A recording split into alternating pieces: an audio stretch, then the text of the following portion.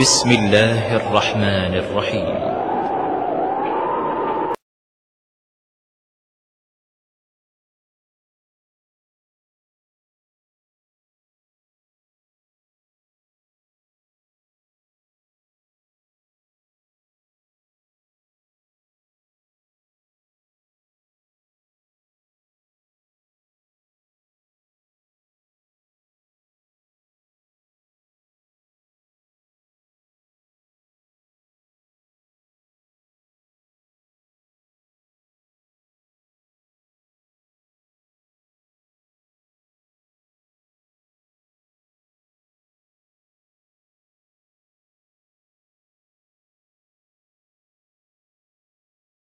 بسم اللہ الرحمن الرحیم.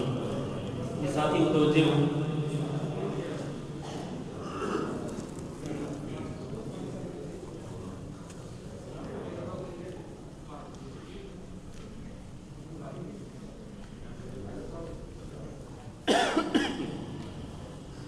درس تفسیر کے بعد اب ہم درس حدیث شروع کرتے ہیں. بسم اللہ الرحمن الرحیم. الحمد للہ رب العالمین، والصلاة والسلام علی اشرف الانبیاء والمرسلین وعلی آلہ واصحابہ اجمعین ومن تبعهم باحسان الی یوم الدین. اما بعد. عزیز بھائی اور دوستو، جیسا کہ آپ کو معلوم ہے کہ ہم نے حدیث کی کلاس کے لیے جو کتاب منتخب کی تھی وہ کتاب ہے، کیا نام ہے کتاب کا؟ عمدۃ الاحکام. یہ جو آپ کے سامنے ہے یہ کتاب ضیاء الکلام، یہ اس کی شرح ہے. اصل کتاب جو ہے اس کا نام عمدۃ الاحکام ہے. یہ جو میرے ہاتھ میں ہے عمدۃ الاحکام. یہ کتاب جس طرح میں نے پہلے آپ کو بتایا تھا کہ الحافظ عبد الغنی المقدسی کی تاریخ ہے، اور اس کتاب میں انہوں نے احکام و مسائل کے متعلق وہ احادیث جمع کرتی ہیں جو کہ صحیح بخاری اور صحیح مسلم میں ہیں. اور یہ بھی آپ کو بتایا تھا کہ صحیح بخاری اور صحیح مسلم کی احادیث متفق علیہ احادیث کہلاتی ہیں، اور یہ صحت کے سب سے اعلیٰ درجے پر فائز ہے کہ ان سے زیادہ صحیح احادیث کوئی نہیں ہو سکتی. جو احادیث صحیح بخاری اور صحیح مسلم دونوں میں ہوں وہ متفق علیہ اور حدیث کی صحت کے لحاظ سے سب سے اعلیٰ درجے پر فائز ہوتی ہیں. تو سب سے پہلے ہم نے جو حدیث پڑھی تھی اس کا تعلق نیتوں کے ساتھ.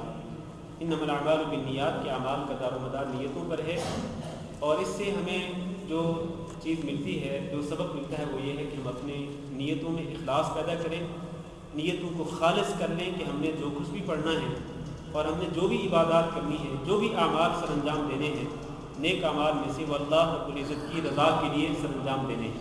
اخلاص نیت جو ہے وہ بہت ہی ضروری ہے.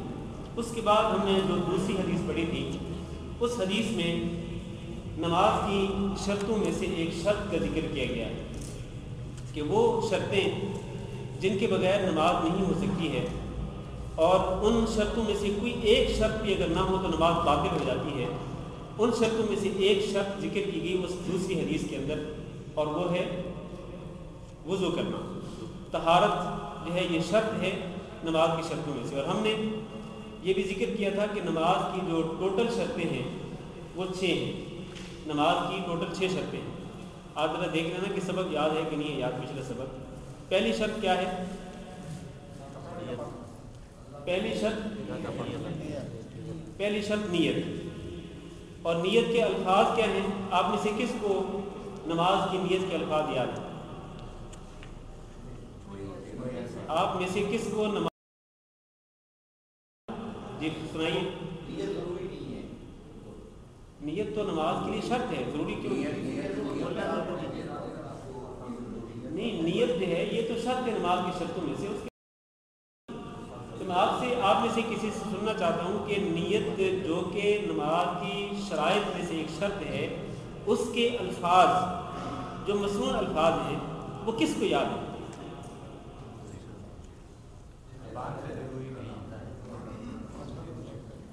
آپ کو یاد ہے؟ جی سنائیے. اگر فرض کی فجر کی 2 رکعت پر نماز پڑھتے ہیں امام کے پیچھے، یہ جیسے کرتے ہیں کہ 2 رکعت پر نماز پڑھتا ہوں امام کے پیچھے کعبہ شریف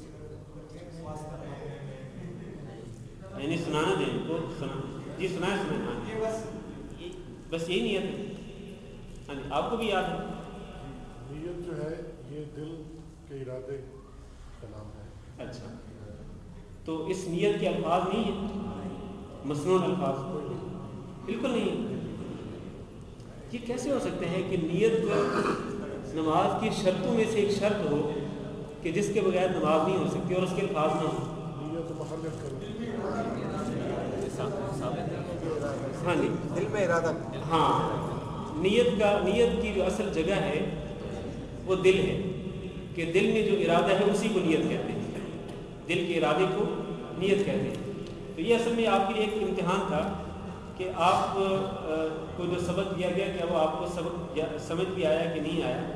اس لیے میں نے اس طرح کا سوال کیا کہ آپ میں سے کس کو نیت کے الفاظ یاد ہیں. ورنہ مجھے پتہ ہے کہ نیت کے الفاظ نہیں ہیں، بلکہ آپ کو یہ بھی بتلایا تھا کہ خود احناف علماء نے بھی، احناف میں جو محققین علماء ہیں انہوں نے بھی صراحت کے ساتھ لکھا ہے. اور آپ کو ایک کتاب کا حوالہ بھی دیا تھا میں نے، اگر آپ کو یاد ہو. نہیں، احناف کی فقہ کی کتابوں میں سے ایک کتاب جس میں یہ لکھا ہوا ہے کہ التلفظ بالنیت بدعہ، کہ نماز کی نیت کے الفاظ زبان سے کہنا بدعت ہے. یہ حنفی علماء نے اپنی فقہ کی کتابوں میں صراحت کے ساتھ لکھا ہے. اور اس کتاب کا نام آپ کو بتایا. وہ کون سی کتاب ہے؟ مطلب یہ کہ سبق یاد نہیں ہے آپ کو.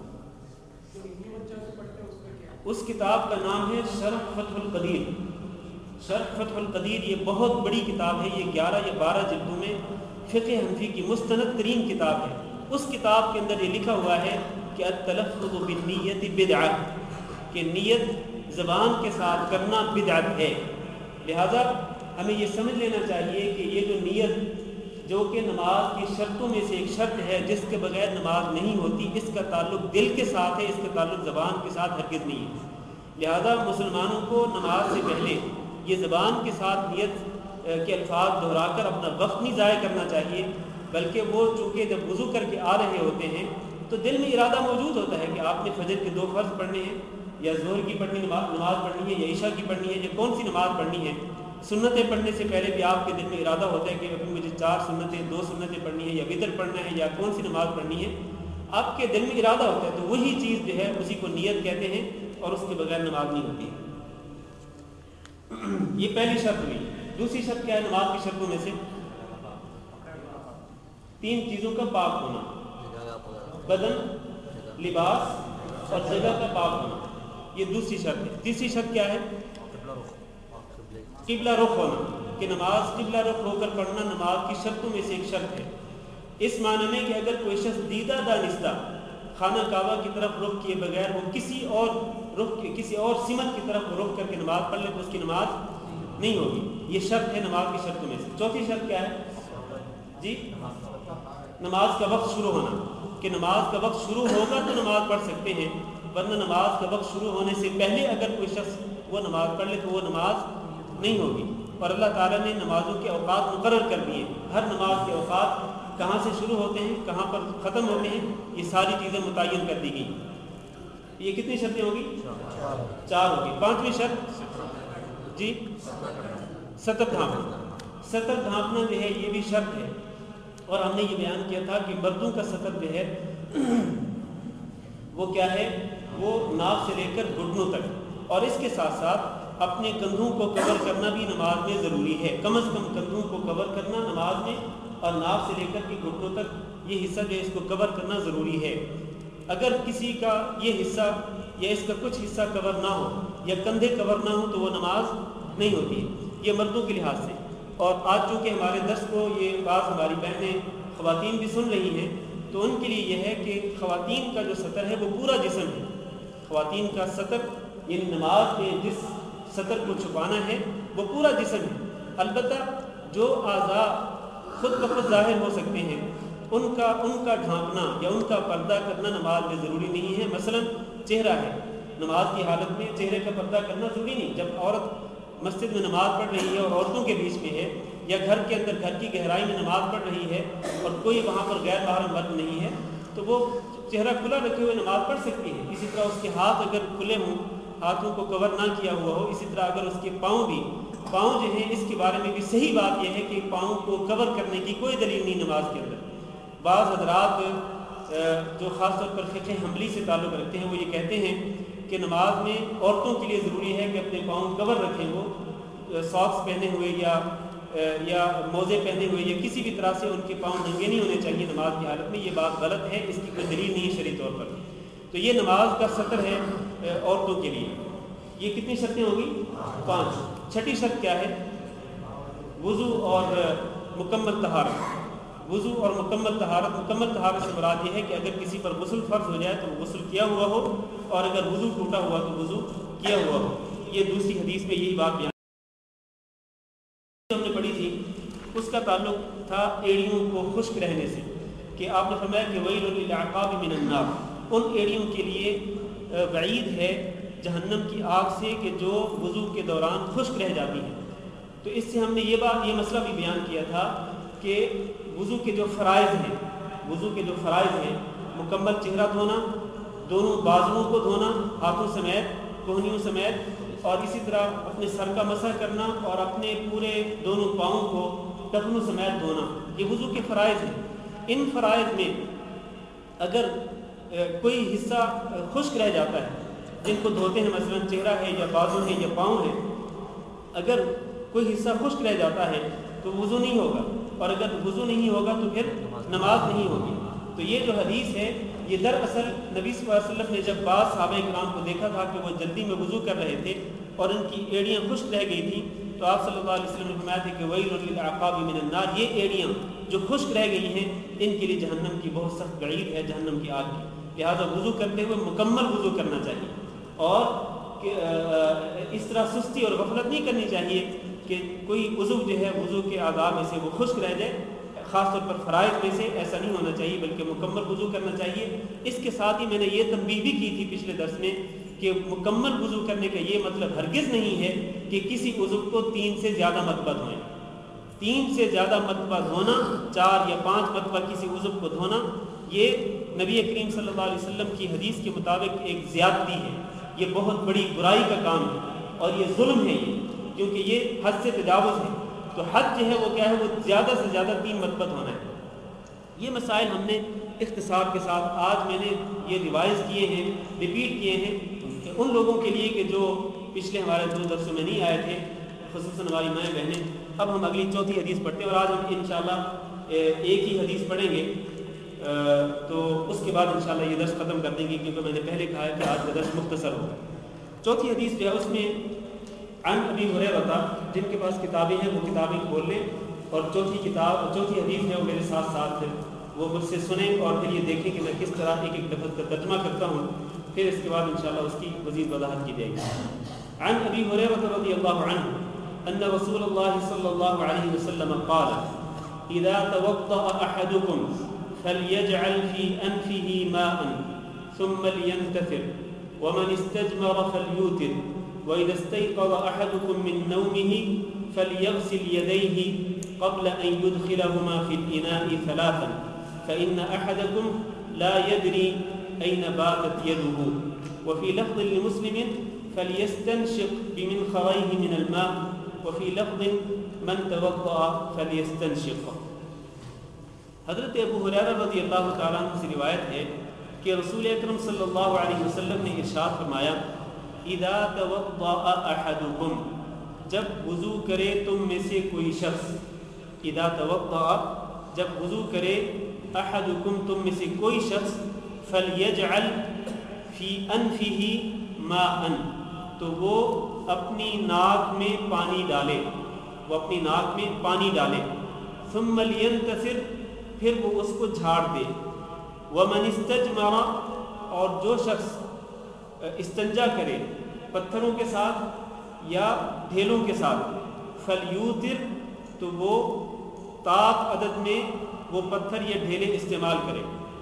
وَإِذَا اسْتَيْقَظَ أَحَدُكُمْ, اور جب بیدار ہو تم میں سے کوئی شخص, استيقظ کا معنی ہے بیدار ہونا, اور جب بیدار ہو تم میں سے کوئی شخص من نومہ, اپنی نیند سے, فَلْيَغْسِلْ يَدَيْهِ, تو وہ دھو لے اپنے دونوں ہاتھوں کو, قبل ان يدخلهما, اس سے پہلے کہ وہ ان ہاتھوں کو داخل کرے, فی الاناء, کسی برتن میں، ثلاثاً 3 مرتبہ وہ ان کو دھو لے، فإن أحدكم کیونکہ تم میں سے کوئی شخص لا یدری نہیں جانتا این باتت یدہ کہ اس کے ہاتھ نے رات کہاں گزاری ہے۔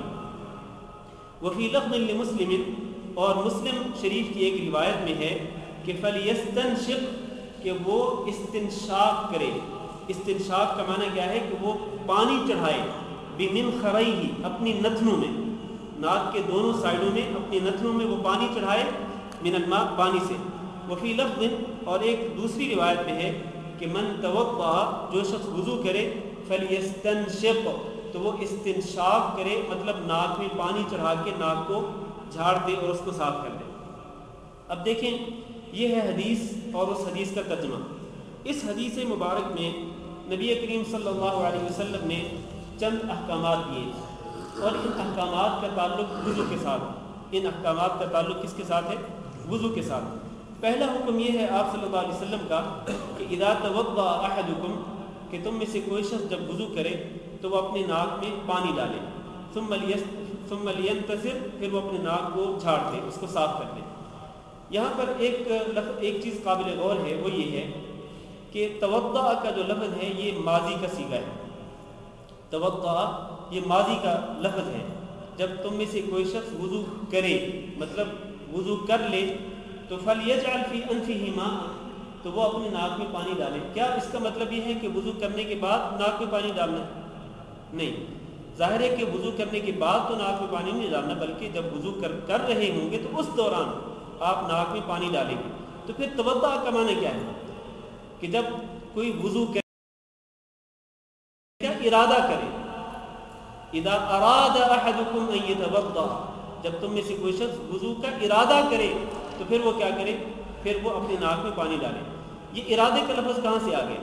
دیکھیں قرآن مجید کے اندر آپ دیکھیں کئی مقامات پر اللہ تعالیٰ نے کئی احکامات دیے ہیں، تو وہاں پر احکامات کا معنی ارادہ کرنا ہے۔ مثلا اللہ تعالیٰ نے فرمایا یا ایھا الذین آمنوا اے ایمان والو اذا قمتم الی الصلاۃ جب تم کھڑے ہو جاؤ نماز کے لیے یا نماز کی طرف تو پھر کیا کرو؟ فاغسلوا وجوہکم وایدیکم الی المرافق کہ تم اپنے چہروں کو دھو اور اپنے بازوؤں کو کونوں سمیت دھوئیں اور اپنے سروں کا مسح کریں اور اپنے پاؤں کو دھو لیں۔ کیا اس کا مطلب یہ ہے کہ جب نماز کے لیے کھڑے ہو جائیں، نماز کے لیے جب آپ کھڑے ہو جائیں اپنے مصلی پر یا صف میں آپ کھڑے ہو جائیں تو اس وقت آپ اپنے چہروں کو دھوئیں؟ کیا اس کا یہ مطلب ہے؟ نہیں، اس کا مطلب ہے کہ اذا اردتم القیام الی الصلاۃ جب تم نماز کے لیے کھڑے ہونے کا ارادہ کرو تو پھر کیا کرو؟ سب سے پہلے تم وضو کرو، سب سے پہلے تم وضو کرو۔ تو یہاں قمتم الی الصلاۃ کا معنی کیا ہے؟ اذا اردتم القیام الی الصلاۃ جب تم ارادہ کرو نماز کے لیے کھڑے ہونے کا تو پھر تم اس طرح وضو کر لو۔ اس کی ایک اور دلیل آپ کو دیتا ہوں۔ اللہ تعالیٰ نے فرمایا فَإِذَا قَرَأْتَ الْقُرْآنَ فَاسْتَعِذْ بِاللَّهِ مِنَ الشَّيْطَانِ الرَّجِيمِ جب تم قرآن پڑھو، اذا قرأت القرآن جب تم قرآن پڑھو، فاستعذ باللہ تو اللہ تعالیٰ کی پناہ طلب کرو، من الشیطان الرجیم شیطان مردود سے۔ تو کیا اس کا مطلب یہ ہے کہ جب آپ قرآن پڑھ کے فارغ ہو جائیں تو پھر آپ شیطان سے اللہ تعالیٰ کی پناہ طلب کریں، اعوذ باللہ من الشیطان الرجیم بعد میں پڑھیں؟ کیا اس کا یہ مطلب ہے؟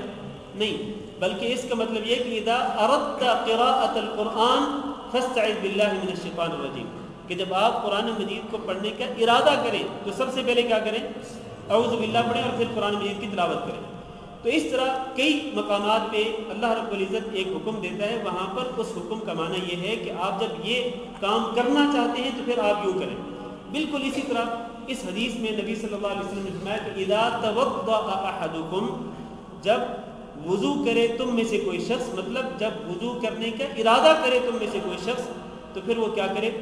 وضو کے دوران فلیجعل فی انفہ ماء تو وہ اپنے ناک میں پانی ڈالے، ثم لینتصر پھر ناک میں پانی ڈالنے کے بعد، ناک میں پانی ڈالنے کا مطلب کیا ہے؟ ذرا الفاظ پہ غور کریں۔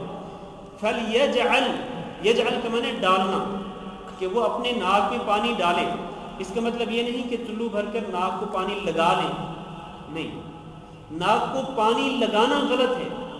در حقیقت ناک میں پانی ڈالنا ہوتا ہے کہ آپ چلو میں پانی بھریں اور اس کو ناک میں ڈالیں، اپنی سانس کے ساتھ اس کو اوپر کی طرف کھینچے، یہ ہوتا ہے استنشاق، جس کا بھی بعد میں تذکرہ آ رہا ہے کہ آپ اپنے چلو میں پانی بھر کر ناک کے قریب کر کے اس کو ناک کے اندر ڈالیں اور اس کو سانس کے ساتھ اوپر کی طرف کھینچیں.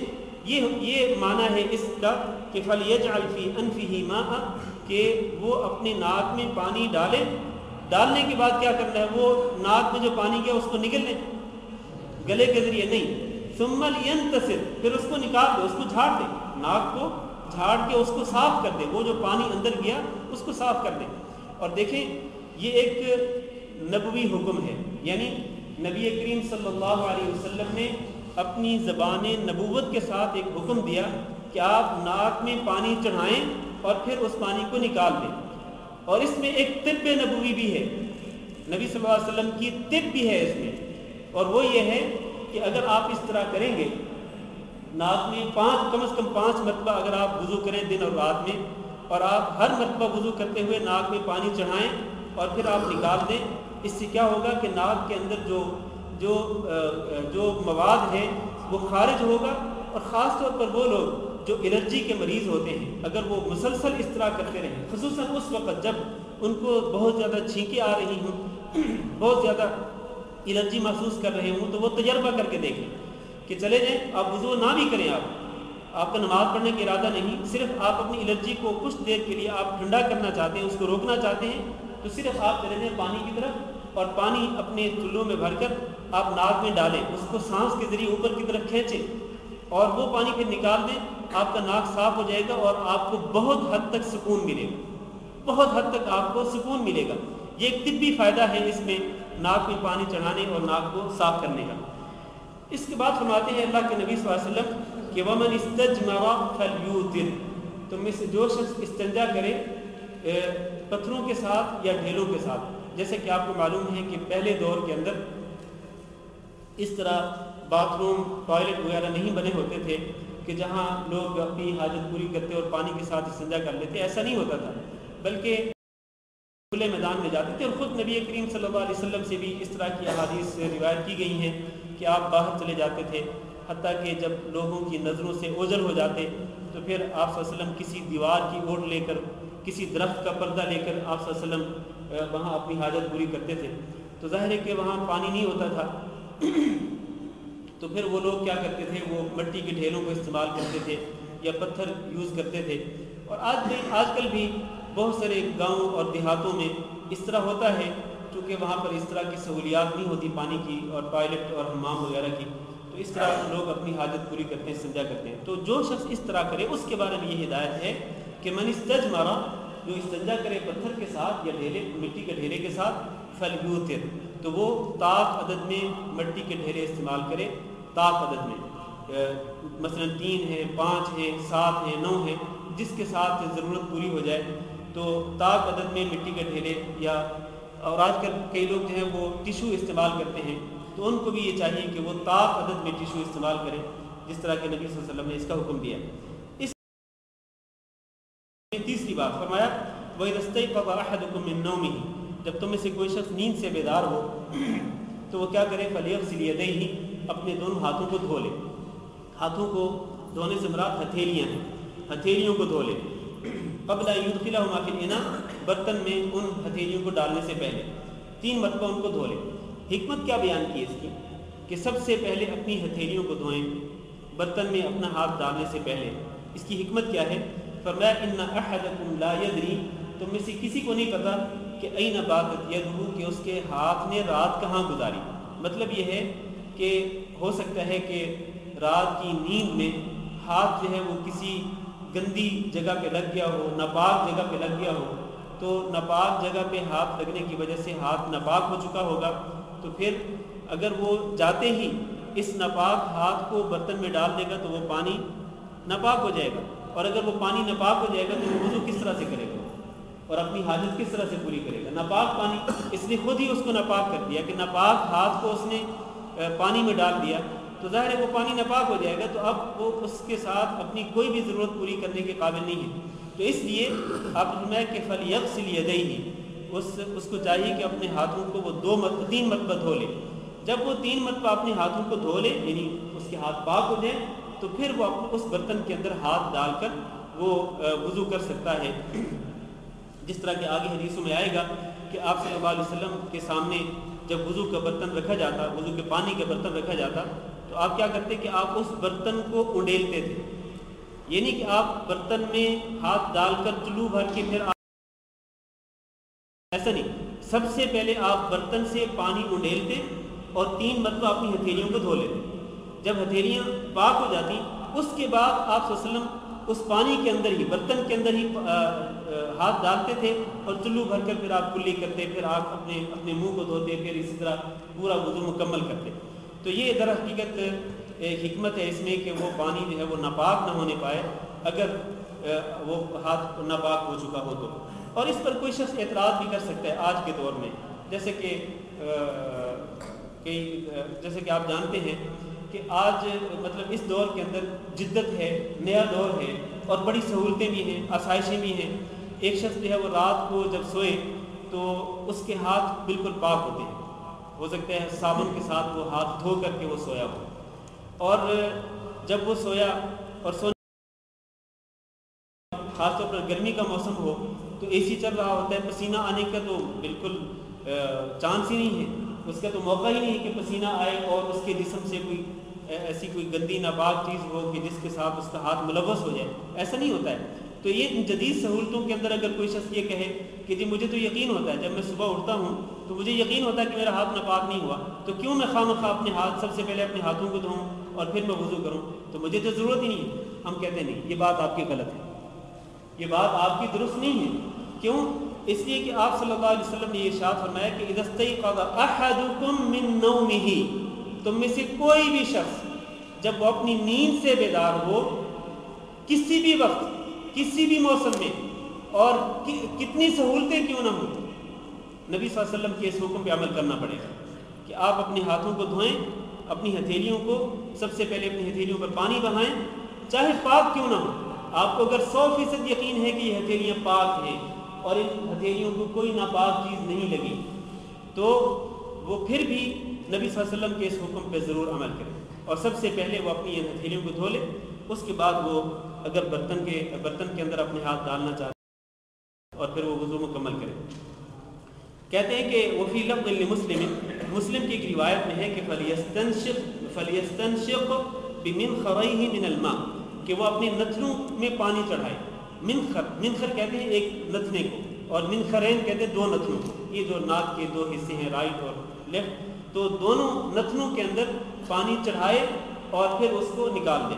اور دوسری روایت میں کہ من توضأ فلیستنشق، جو وضو کرے تو وہ استنشاق کرے۔ یہاں پر ایک بات جو قابل توجہ ہے وہ یہ ہے کہ یہ دونوں جو روایتیں ہیں صحیح مسلم کی، ان کو الگ سے ذکر کرنے کا مقصد کیا ہے؟ حالانکہ پہلی جو حدیث ابھی ہم نے پڑھی ہے اس حدیث کے اندر یہ واضح حکم ہے کہ جب کوئی شخص وضو کرنے کی ارادہ کرے تو اپنے ناک میں پانی ڈالے اور پھر وہ اس پانی کو جھاڑ دے، اس کو صاف کر دے۔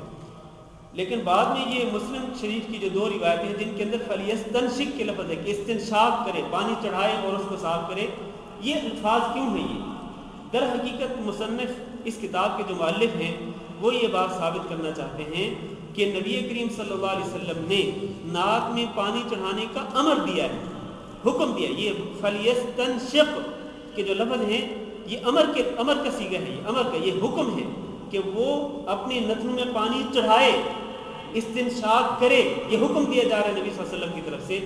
تو اس سے یہ ثابت ہوتا ہے چونکہ امر ہے نبی صلی اللہ علیہ وسلم کا، تو یہ چیز، یہ جو عمل ہے استنشاق کرنا، ناک میں پانی چڑھانا، یہ واجب ہے۔ یہ مؤلف جو ہیں ان الفاظ کو دوبارہ ذکر کر کے یہ ثابت کرنا چاہتے ہیں کہ وضو کے اندر ناک میں پانی چڑھانا واجب ہے۔ اگر کوئی شخص دیدہ دانستہ وضو کے دوران ناک میں پانی نہیں چڑھاتا اور وہ ناک میں پانی چڑھائے بغیر ہی وضو کر لیتا ہے، یا جس طرح کہ عام طور پر لوگ کرتے ہیں کہ بس پانی لگاتے ہیں ناک کو اور ناک میں پانی چڑھاتے نہیں ہیں، تو اس حدیث کے مطابق وہ شخص گنہگار ہوگا۔ وہ شخص کیوں؟ اس لیے کہ اس نے نبی صلی اللہ علیہ وسلم کے ایک امر کو چھوڑا ہے، ایک حکم کو چھوڑا ہے۔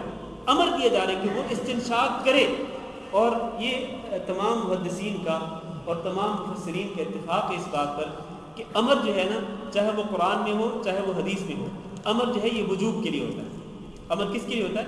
وجوب کے لیے ہوتا ہے، الا یہ کہ اگر کوئی دلیل موجود ہو جس کی بنا پر اس امر کو ہم وجوب کے لیے نہ لیں بلکہ استحباب کے لیے لیں تو وہ ممکن ہے. اگر کوئی دلیل موجود ہو کہ جس کی بنا پر وہ امر وجوب کے لیے نہ ہو بلکہ استحباب کے لیے ہو تو وہ ممکن ہے, ایسا ہو سکتا ہے.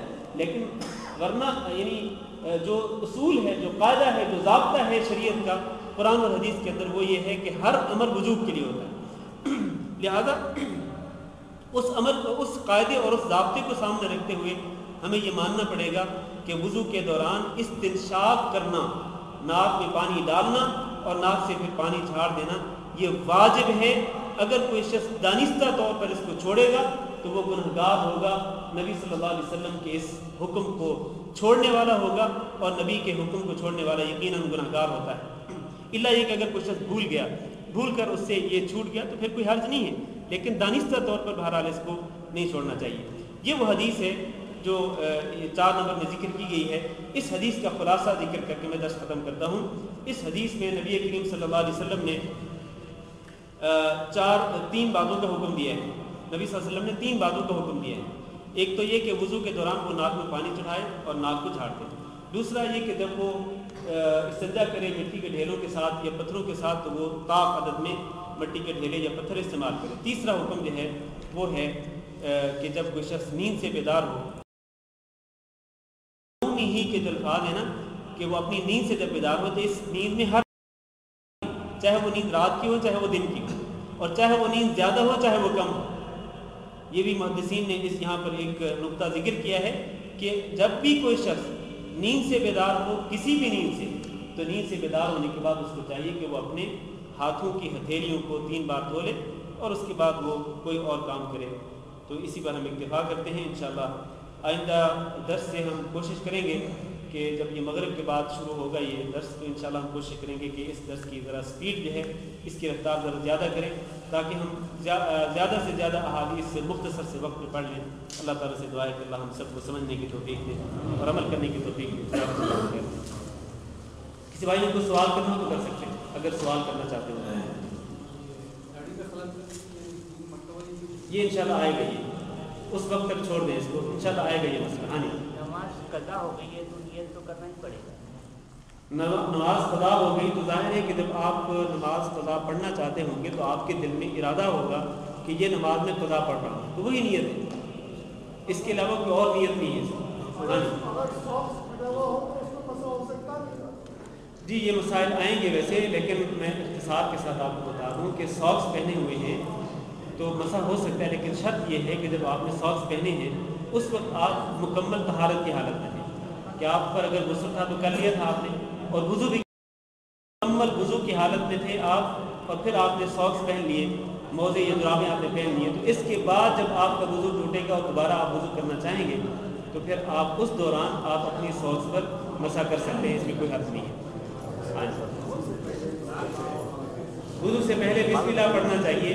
وہ حدیث جو ہے اگر بھول جائیں تو کوئی حرج نہیں ہے, لیکن دانستہ طور پر نہیں چھوڑنا چاہیے, کیونکہ سنن ابو داؤد میں اس حدیث میں وہ حدیث, اس کتاب میں وہ حدیث نہیں آئے گی, لیکن سنن ابو داؤد میں وہ حدیث موجود ہے. آپ صلی اللہ علیہ وسلم کا فرمان ہے کہ لا وضوء لمن لم یذکر اسم اللہ علیہ, اس شخص کا وضو نہیں ہوتا جو بسم اللہ نہیں پڑھتا ہے. لہذا دانستہ طور پر بسم اللہ کو نہیں چھوڑنا چاہیے اور اس کو پڑھنا چاہیے, لیکن اگر بھول جائیں تو پھر کوئی حرج نہیں, وضو ہو جاتا ہے. جی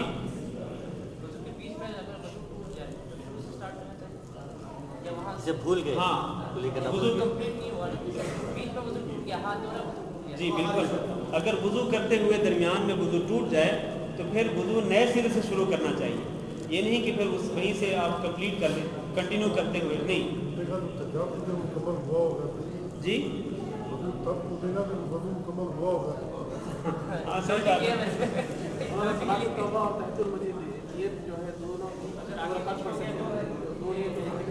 ہاں کر سکتے جی, ایک ہی نیت کے ساتھ دونوں نمازیں, ایک جی بالکل صلاۃ الاستخارہ بھی اسی طرح ایک ہی نیت کے ساتھ 2 نمازیں ہو سکتی ہیں. مثلا آپ نے سنتیں پڑھی فرض نماز سے پہلے یا فرض نماز کے بعد کی سنتیں آپ نے پڑھی, سنتوں کو پڑھتے ہوئے آپ نے نیت کر لی کہ یہ استخارہ کی نماز دی ہے تو ہو جائے گی. دونوں نیتوں کے ساتھ ایک ہی نماز جو ہے وہ ایک ہی نیت کے ساتھ دونوں نمازیں ہو جائیں گی. جزاکم اللہ خیر.